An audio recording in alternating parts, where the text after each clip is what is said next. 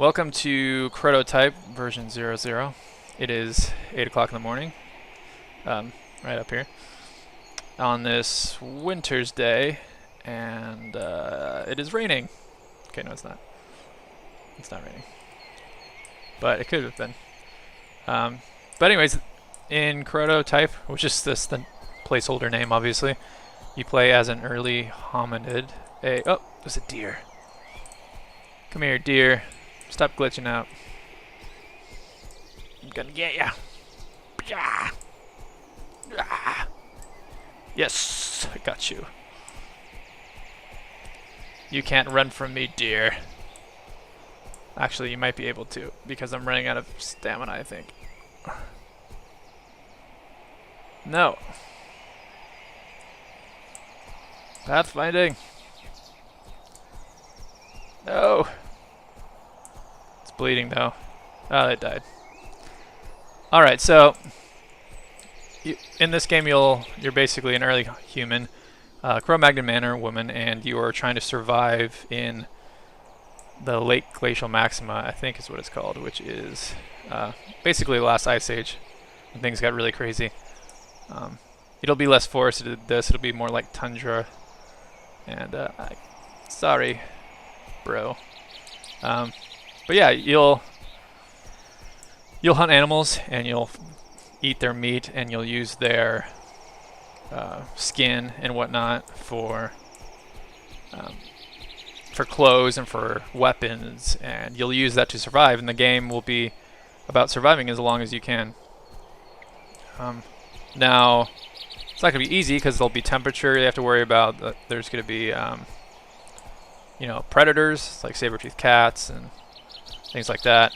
And there's just going to be the things humans are normally vulnerable to, like falling or tripping or getting sick.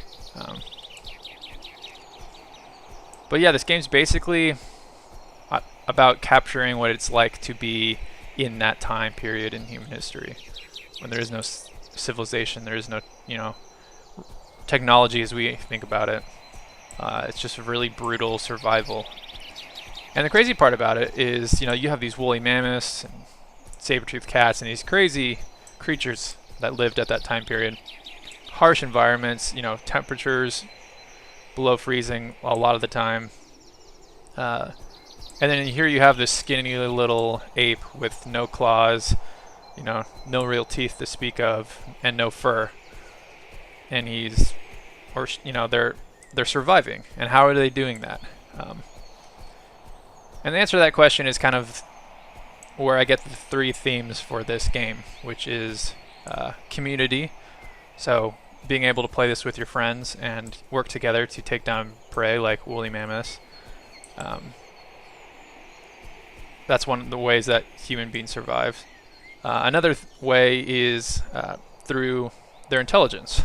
So being able to devise strategies for taking down prey, like running them off cliffs or distracting them and then getting in close and stabbing them, or running them down until they die of exhaustion. And then the third thing is the ability to make tools, having opposable thumbs and being able to craft weapons gave us claws, basically. And so focusing on those three things, this game aims to it's getting nighttime, to capture that feeling and to give a really fun hunting game, but also a fun experience of just what it was like to be at that time. I want to start over because it gets really glitchy at nighttime for some reason. Here's rain.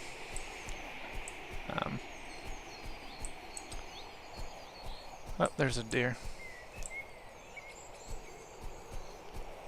So yeah, there's stamina, so I can run, but then I eventually get tired. I have to wait.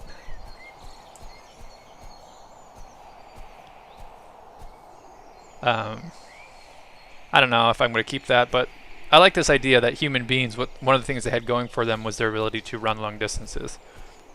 Being long distance runners allowed them to run down prey like this. Because for these animals, if you kept chasing them, they'd eventually start getting muscle cramps and eventually go into cardiac arrest. And then you could just walk in and kill him.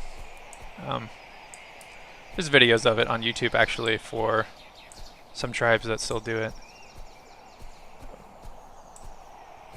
But I wanted to capture that, you know, that feeling of running and of being tired, and I wanted that also to affect animals as well. So you could do the things that make you, you know, at a disadvantage can also be used against your prey. I may have put the AI's range a little too far because I think they're running before I even get close to him. Turn off this rain.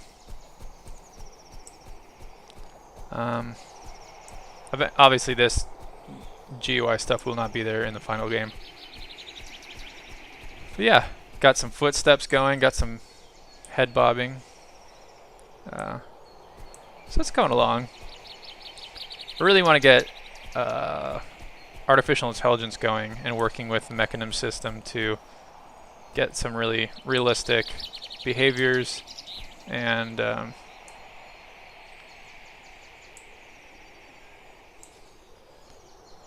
animations going. And I've actually been buying some Unity assets for this. Like this is a terrain composer program that was on sale that allows you to create these really large and fairly realistic environments. And then there's another one that allows you to well, actually a lot of this stuff's free, like this sky system with the weather and that's all free.